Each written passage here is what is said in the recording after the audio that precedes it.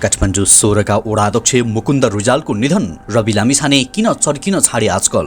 बालनले दिए वडाध्यक्ष रिजालको पार्थिव शरीरमा काठमाडौँ महानगरको झण्डा उडाएर श्रद्धाञ्जली। क्रिकेटर सन्दीप लामिछाने विरुद्धको मुद्दा न्यायाधीश कार्कीको इजलासमा। सुनको मूल्य घट्यो, तोलाको कति पुग्यो त। विकास निर्माणमा राष्ट्रिय सहमति आवश्यक छ, उप प्रधानमन्त्री श्रेष्ठको भनाई। G20 मार्फत भारतको नाम र सामर्थ्य रिब्रान्डिङ गर्दै मोदी। कृषिका लागि ट्र्याक्टर प्रयोग गर्नेको संख्या दोब्बर, हलोको संख्यामा गिरावट। नेपाली नागरिकलाई भारत प्रवेशमा नागरिकता अनिवार्य। प्रति किता 50 रुपियाँमा हाइवे इन्भेस्टमेन्टको आइपिओ खुल्यो। कति किताका लागि दिने त आवेदन। नयाँ नक्साबारे चीनलाई जानकारी गराएको, आधिकारिकता नभेटिएको परराष्ट्र मन्त्री साउथको भनाई। चीनले सरकारी कार्यालयमा लगायो आइफोनमाथि प्रतिबन्ध। भोजपुरमा 10 वर्षीय बालिका बलात्कृत, 1 जना पक्राउ। 12 दिनदेखि बेपत्ता सेनाका मेजर पण्डित अझै फेला परेनन्। र काङ्ग्रेस नेता यादवमाथिको आक्रमण, एमाले माग्यो संसदमा प्रधानमन्त्रीको जवाफ लगायतका आज दिनभरका केही महत्त्वपूर्ण ब्रेकिङ न्युजको साथमा हामी उपस्थित भएका छौँ। दर्शकवृन्द नमस्कार अनि हार्दिक स्वागत छ। तपाईहरु यति बेला इन्फो खबर मिडियाको न्युज अपडेट हेरिरहनु भएको छ। हामीलाई कुन ठाउँबाट हेरिरहनु भएको छ तपाई रहेको स्थान तलको कमेन्ट बक्समा कमेन्ट गर्नुहोला। दर्शकवृन्द अब खबर विस्तारमा। समाचारको सुरुमा काठमाडौँ महानगरपालिकाको प्रसङ्ग। काठमाडौँ महानगरपालिका वडा नम्बर 16 का अध्यक्ष मुकुन्द रिजालको बिहीबार निधन भएको छ। भाइरल निमोनियाका कारण ग्रान्जी अस्पतालमा उपचार गराउँदै आएका रिजालको बिहीबार बिहान निधन भएको महानगर स्रोतले जानकारी गराएको छ। रिजाल काठमाडौँ काङ्ग्रेस क्षेत्र नम्बर 7 क्षेत्रीय सभापति समेत हुनुहुन्थ्यो। वडा नम्बर 16 बाट लगातार 2 वडाध्यक्ष बन्नुभएका रिजाल हक्की स्वभावका व्यक्ति हुनुहुन्थ्यो। रिजालको शव 11 बजेदेखि श्रद्धाञ्जलीका लागि राष्ट्रिय सभागृहमा राखिएको थियो। नेपाली काङ्ग्रेसले यो कुरा जानकारी गराएको छ। उहाँको आज नै पशुपति आर्यघाटमा अन्त्येष्टि पनि भइसकेको हामीलाई खबर प्राप्त भएको छ। त्यस्तै अब अर्को समाचार। 12 दिनदेखि हराइरहेका नेपाली सेनाका मेयर विमल पण्डित अझै फेला पर्न सकेका छैनन्। डोल्पाको सदरमुकाम दुनैमा रहेको सेनाको नन्दबक्स गण अन्तर्गत रहेको दुवै ब्यारेकका सेनानी पञ्जित भदौ 10 गते बेलुका हराएका थिए। उनी अझै फेला नपरेको सेनाका प्रवक्ता कृष्ण प्रसाद भण्डारीले बताए। उनी अहिलेसम्म फेला परेका छैनन्। उनले हामीसँग भने नेपाली सेना, नेपाल प्रहरी र सशस्त्र प्रहरीको बलको टोलीले उनलाई खोजी गरिरहेको छ। प्रहरीका अनुसार उनले सोदिन मोबाइल ब्याङ्किङबाट पैसाको कारोबार तथा परिवारसँग फोन सम्पर्क गरेको देखिएको छ। त्यसले अब अर्को समाचारतर्फ लागौँ। भोजपुरमा 10 वर्षीय बालिकालाई बलात्कार गरेको आरोपमा 1 जना पक्राउ परेका छन्। पक्राउ पर्नेमा टेम्के मयुम गाउँपालिका 2 घुप्लालुङका 50 वर्षीय कृष्ण राई रहेका छन्। उनलाई बुधबार साँझ पक्राउ गरिएको प्रहरी स्रोतले जानकारी गराएको छ। राईले ती बालिकालाई ललाई फकाई जबरजस्ती गरेको भन्ने उजुरीको आधारमा इलाका प्रहरी कार्यालय दिप्लाबाट खटिएको प्रहरीले उनलाई पक्राउ गरेको हो। थप अनुसन्धान भइरहेको हामीलाई प्रहरीले जानकारी गराएको छ। त्यस्तै अब अर्को प्रसङ्गतर्फ लागौँ। प्रमुख प्रतिपक्षी दल नेकपा एमाले काङ्ग्रेस सहमहामन्त्री महेन्द्र यादवमाथि भएको घटना सम्बन्धमा संसदमा प्रधानमन्त्रीको जवाब माग गरेको छ। बिहिबार बसेको प्रतिनिधि सभा बैठकको आकस्मिक समयमा एमाले सचेतक महेश ब्रतौलाले राजधानीमा दिनदहाडै काङ्ग्रेस सहमहामन्त्री यादवमाथि भएको आक्रमणको जिम्मा प्रधानमन्त्रीले लिनुपर्ने बताएका हुन्। काङ्ग्रेस सहमहामन्त्रीमाथि राजधानीमा दिनदहाडै साङ्गीतिक हमला गरेकोमा एमालेको तर्फबाट भर्त्सना गर्दछु, यसको प्रधानमन्त्रीले जिम्मा लिनुपर्छ, जवाफ दिनुपर्छ, ब्रतौलाले भने। सत्तापक्षका सहमहामन्त्री भएको घटनालाई सरकारले गम्भीर रूपमा लिएर जवाफ दिनुपर्छ। ब्रतौलाले हमला गर्ने अपराधीलाई प्रोत्साहन गर्ने गरी सामाजिक सञ्जालमा भएको कमेन्ट पनि आपत्तिजनक भएको बताएका छन्। त्यस्तै अब अर्को समाचार। सुदूरपश्चिम सहितका नेपालीहरू रोजगारीका लागि भारत जाने विभिन्न स्थानमा क्रम बढेको छ। सुदूरपश्चिमको गौरीफन्टा, गड्डाचौकी, झुलाघाट लगायतका सीमानाकाबाट नेपालीहरू भारत जाने र नेपाल फर्कने क्रम बढ्दै गएको हो।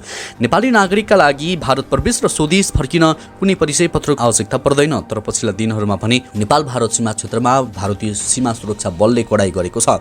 नेपाल र भारतको सीमा पार गर्नका लागि नेपाली नागरिक भएको परिचय खुल्ने कागजपत्र अनिवार्य गरिएको बताएको छ।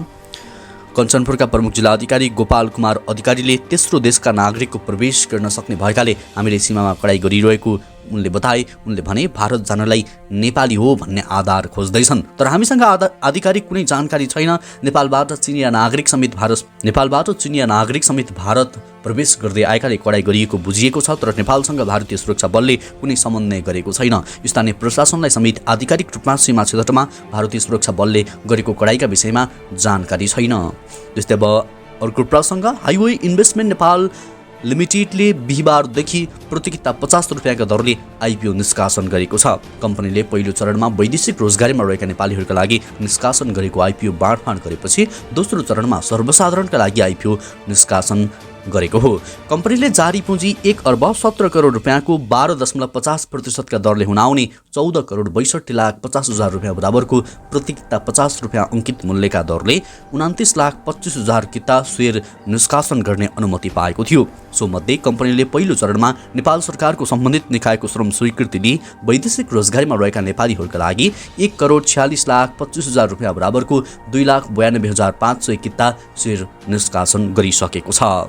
त्यसै अर्को समाचार, परराष्ट्र मन्त्री एनपी साउदले कालापानी, लिपुलेक र लिम्पियाधुरा समेटिएको नक्साबारे चीनलाई जानकारी दिएको रेकर्ड नभेटिएको बताउनु भएको छ। 2077 जेठ 7 मा जारी नक्सालाई प्रतिनिधि सभाले 2077 जेठ 31 गते सर्वसम्मत पारित गरेको संविधानको अनुसूचीमा राखेपछि चीनलाई त्यसबारे पत्राचार गराइएको पत्र नभेटिएको मन्त्री साउदले बताउनु भएको हो। प्रतिनिधि सभा अन्तर्राष्ट्रिय सम्बन्ध र पर्यटन समितिको बिहिबारको बैठकमा मन्त्री साउदले मन्त्रालयका सम्बन्धित महाशाखामा खोज्दा पत्राचारको रेकर्ड नभेटिएको बताउनु भएको हो। भारतले मिचेका कालापानी, लिपुलेक, लिम्पियाधुरा समितिको नक्सा जारी गर्दा एमालेबाट प्रदीप ग्यावाली परराष्ट्र मन्त्री हुनुहुन्थ्यो। संसदीय समितिले त्यस्तो नक्साबारे अन्य राष्ट्रलाई जानकारी गराएको छ कि छैन भनेर परराष्ट्र मन्त्री साउदलाई बोलाएको हो। त्यस्तै अर्को प्रसङ्ग, एप्पलले आफ्नो बहुप्रतीक्षित आइफोन 15 को सिरिज सार्वजनिक गर्नु केही दिन अघि चीनले यस्तो निर्णय लिएको छ कि जसले गर्दा एप्पललाई ठूलो झड्का लागेको छ। विदेशी उपकरणमा नियन्त्रण गर्दै विदेशी प्रविधिमाथिको निर्भरता कम गर्नका लागि चीन सरकारी निकायहरूमा आइफोन लगायतका अन्य विदेशी ब्रान्डका डिभाइसहरू प्रयोग नगर्न अधिकारीहरूलाई आदेश दिएको छ। यो सँगै चीनका केन्द्रीय निकायहरूमा सरकारी कामका लागि आइफोनको प्रयोग गर्न नपाइने मात्र होइन, कार्यालयमा आउँदा समेत आइफोन ल्याउन पाइने छैन। वाल स्ट्रिट जर्नलका अनुसार हालैका हप्ताहरूमा यस्तो आदेश दिइएको हो। यद्यपि आदेशको व्यापकताको बारेमा भने अझै प्रष्ट भइसकेको छैन। यद्यपि एप्पलसँगै अन्य कुन कम्पनीका फोनहरूलाई चीनका सरकारी निकायमा बन्देज लगाइएको हो भन्ने विवरण चाहिँ उक्त समाचारमा उल्लेख छैन। चीनको पछिल्लो कदमले एप्पलका आइफोन र अन्य प्रडक्टहरूको महत्त्वपूर्ण उत्पादन हबको रूपमा रहेको चीन एप्पलको सफलतालाई असर पार्ने बुझिएको छ। त्यस्तै अर्को प्रसङ्ग, सुशासन कायम गर्ने, न्याय दिने र मुलुकलाई भ्रष्टाचार मुक्त बनाउने मात्र होइन, विदेशमा श्रमिकका रूपमा गएका नेपालीहरूलाई स्वदेशमै रोजगारी उपलब्ध गराउने चर्का नारा दिएर प्रचण्ड बहुमतसहित 2 पल्ट चुनाव जितेका राष्ट्रिय स्वतन्त्र पार्टीका अध्यक्ष रवि लामिछाने यति बेला बोल्न छाडेका छन्। आश्चर्य, उनी बोले पनि मूल मुद्दाहरूमा प्रवेश नै गर्दैनन्। बरु उनले हिजो चुनावका बेला भ्रष्ट, नालायक, मुलुक मारा भनेर उचित्तो काटेका दल र तिनका नेताहरूसँग गोप्य र खुला रूपमा भेट्नमा उनको समय खर्च भएको छ। गएका केही हप्तामा उनले प्रधानमन्त्री पुष्पकमल दाहाल प्रचण्डसँग बालुवाटारमै पुगेर संवाद गरेका छन् भने केही दिन अघि मात्र नेपाली काङ्ग्रेसका सभापति शेरबहादुर देउवासँग भेटेका छन्। अझ उनले भारतबाट विशेष भूमिका सहित काठमाडौँ आएका पूर्व राजदूत रञ्जित रेसँग पनि भेटवार्ता गरेका छन्। उनी श्रीलङ्का उडेकै दिन बिहानै गोप्य गुप्तहरू मुलुकका वर्तमान चरम व्यथिति समाधान गर्नेतर्फ लक्षित थिए त यसबारे उनले कतै चर्चा पनि गरेका छैनन्। त्यस्तै अर्को प्रसङ्ग, क्रिकेटर सन्दीप लामिछाने विरुद्धको मुद्दाको पेशी जिल्ला अदालत काठमाडौँका न्यायाधीश शकुन्तला कार्कीको इजलासमा परेको छ। लामिछाने विरुद्ध काठमाडौँ जिल्ला अदालतमा बलात्कारको मुद्दा परेको थियो। उक्त मुद्दाको अन्तिम बहस पटक स्थगित हुँदै आएको छ। यही भदौ 10 गते सो मुद्दा काठमाडौँ जिल्ला अदालतका न्यायाधीश प्रकाश प्रसाद पण्डितको इजलासमा पेशी रहेको थियो, तर मुद्दा हेर्न नभ्याइने सूचीमा परेको थियो। त्यसपछि अदालतले भदौ 21 गते बिहिबारका लागि अर्को पेशी तोकेको छ। बिहिबार न्यायाधीश कार्कीको इजलासमा क्रम सङ्ख्या 3 मा पेशी तोकिएको हो। भदौ 10 गतेको पेशीमा हेर्न नभ्याउने भएपछि लामिछाने भदौ 11 गते एसिया कप क्रिकेट खेल्न पाकिस्तान गएका थिए। लामिछाने विरुद्धको 2079 कार्तिक 14 गते काठमाडौँ जिल्ला अदालतमा जबरजस्ती क्रणी मुद्दा दर्ता भएको थियो। यसअघि सो मुद्दा पटक पेशीमा चढिसकेको छ। त्यस्तै सुन सम्बन्धी जानकारी, सुन चाँदी बजारमा आज छापावाला सुनको मूल्य प्रति तोला 1,12,000 तोकिएको छ। अघिल्लो दिन प्रति तोला 1,12,400 मा कारोबार भएको सुनको मूल्य आज प्रति तोला 400 ले घटेको हो। नेपाल सुन चाँदी व्यवसायी महासङ्घले सार्वजनिक गरेको विवरण अनुसार तेजाबी सुनको मूल्य प्रति तोला 1,11,450 तोकिएको छ। त्यस्तै चाँदीको मूल्य अघिल्लो कारोबार मूल्यका तुलनामा प्रति तोला 20 ले घटेर 1,410 तोकिएको महासङ्घले जनाएको छ। त्यस्तै अब अर्को समाचार, कृषि गणना 2078ले नेपालमा कृषि कार्यको लागि ट्र्याक्टर प्रयोग गर्नेको संख्या दोब्बर भएको देखाएको छ।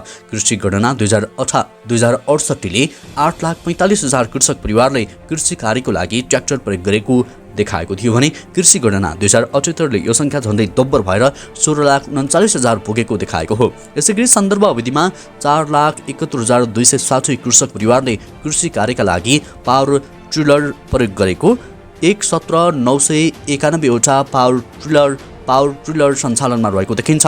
यी दुई गणनाको तुलना गर्दा कृषक परिवारले प्रयोग गरेका फलामे हलोको संख्यामा उल्लेखनीय रूपमा गिरावट आएर 856,283बाट 509,825 वटा हुन पुगेको देखिन्छ।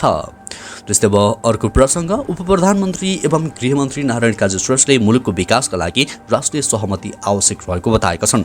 मार्डी नगरपालिकाले आज आयोजना गरेको जनप्रतिनिधि एवं कर्मचारी सङ्घको छलफलका क्रममा उपप्रधानमन्त्री श्रेष्ठले विकास निर्माणका विषयमा सबै दल एक भएर अघि बढ्नुपर्ने विकल्प नरहेकोमा जोड दिए। एक अर्कालाई तानातान गर्ने राजनीतिक संस्कारले विकास हुन सकेन, हाम्रो देश पछि पढ्नुको मुख्य कारण पनि यही हो उनले थपे। राजनीतिक संस्कार परिवर्तन गरेर विकास निर्माणमा सहमतिका साथ अघि बढ्न जरुरी रहेको उनको भनाइरहेको छ। स्थानीय तहदेखि केन्द्रीय तहसम्म विकासका लागि सबै दल एक ठाउँमा हुनु जरुरी रहेको उनको भनाइरहेको छ। त्यस्तै अब आजको अन्तिम समाचार, भारतमा अहिले एउटा विषय बहसको केन्द्रबिन्दुमा छ। G20 सम्मेलनका पाहुनालाई राष्ट्रपति द्रौपदी मुर्मुले दिने भोजको पत्रमा इन्डियाको सट्टा भारतको राष्ट्रपति लेखेपछि बहस चर्किएको हो। समर्थकहरूले यस प्रयत्नलाई औपनिवेशिक मनस्थिति अन्त्यको प्रयत्न भन्दै प्रशंसा गरिरहेका छन् भने विरोधीहरूले उच्च निन्दा पनि गरिरहेका छन्। तर प्रधानमन्त्री नरेन्द्र मोदीले यस सम्मेलनबाट मुलुकको नामको मात्रै नभएर सामर्थ्यको पनि रिब्रान्डिङ गर्दैछन्। G20 सम्मेलनमा विश्वका शक्तिशाली नेता दिल्लीमा उत्रदैछन्। अमेरिकी राष्ट्रपति जो बाइडेन, बेलायती प्रधानमन्त्री ऋषि सुनकदेखि 19 देशका प्रमुख नेताले सम्मेलनमा सहभागिता जनाउँदैछन्। प्रधानमन्त्रीको कार्यकालको उत्तरार्धतिर अमेरिका र फ्रान्स र अस्ट्रेलियामा विशेष अतिथिको सम्मान मोदीले पाए। विश्वका प्रमुख अतिथिलाई विशेष आतिथ्यतासहित दिल्लीमा आमन्त्रण गरेर मोदीले आफूलाई शक्तिशाली नेताका रूपमा मात्रै चित्रण गरेका छैनन्। उनले विश्वका प्रमुख नेताले आफूलाई स्वीकारेको भन्दै बलियो सन्देशको रूपमा प्रवाह गर्दैछन्। यस सम्मेलनका लागि मोदीले वसुवैध कुटुम्बकमको नारा दिएका छन्। एक पृथ्वी, एक परिवार र एकै भविष्यको नारा मुनि G20 को आयोजना गरेर उनले खण्डित हुँदै गरेको विश्वव्यापीकरणलाई सम्हाल्ने प्रयत्नको उद्देश्य राखेका छन्।